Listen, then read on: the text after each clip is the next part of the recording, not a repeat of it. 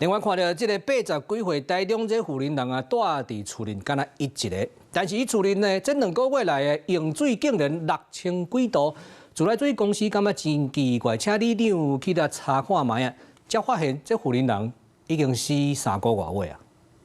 礼记车插伫门卡口，礼记警员细里将妇人人的遗体搬去车顶，送去殡仪馆。这是台中北屯的一间病体。82岁生前的妇人人平常时家己住，这3个月拢无出门，是自来水公司发现，这户人家2个月用掉6000度的水，才发觉到各样通报里长。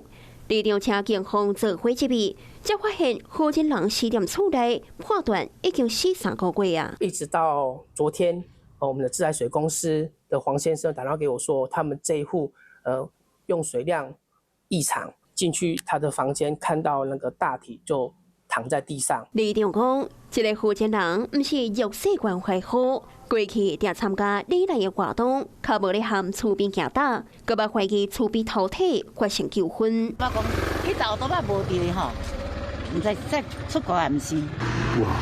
哦。因为这个不知道怎么讲，他是好像神家里面乱，还是老人家怎么样？厝边讲。妇人人个性较高档，也早就无含查某囝大做伙。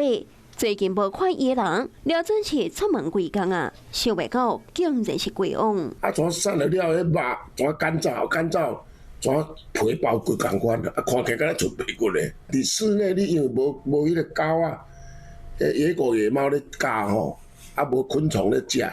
要变白骨较无遐紧。高大成讲，可能因为老岁仔人营养较无够，肉较少，实在侪工才无闻到怪味。警方调查，现场无外力的介入，将会报请检察官来验尸。Hello， 我是易景，想要抢先掌握最及时的新闻资讯吗？赶快订阅、按赞、开启小铃铛，锁定华视新闻的 YouTube 频道。